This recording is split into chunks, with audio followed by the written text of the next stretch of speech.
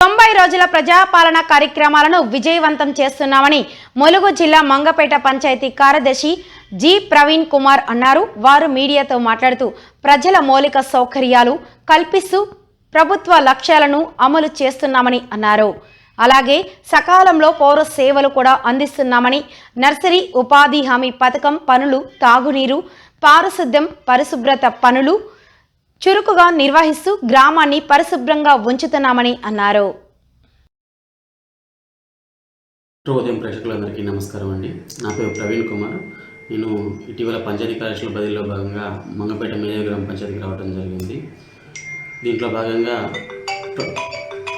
ప్రభుత్వం చేపట్టిన 99 రోజుల ప్రజాపాలన ప్రగతి కార్యక్రమంలో భాగంగా ప్రభుత్వం అప్పగించినటువంటి పారిశుద్ధ్య నిర్వహణ, అదేవిధంగా వీధి లైట్లు, మంచినీటి నిర్వహణ గురించి ప్రత్యేకంగా శ్రద్ధ తీసుకొని గ్రామ పంచాయతీ పరిధిలో కూడా ఈ 12 వార్డులు కూడా నిత్యం చేయడం జరుగుతూ ఉంది.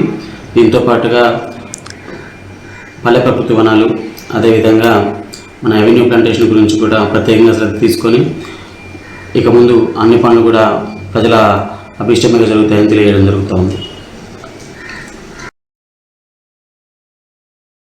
మనకి గ్రామ పంచాయతీలకు సంబంధించి పౌర సేవలు ఏ రకమైనటువంటి సమస్యలు ఉన్నా సరే మనకి మన దృష్టి తీసుకొస్తే సిబ్బంది ద్వారా కానీ నా ద్వారా కానీ సమస్య పరిష్కారం ఎలా చూస్తామని తెలియజేస్తున్నాం. అదేవిధంగా గ్రామ పంచాయతీ పరిధిలో గల మన రోడ్లు కానీ, డ్రైన్లు కానీ, అట్లనే ఉపాధి పనులు కానీ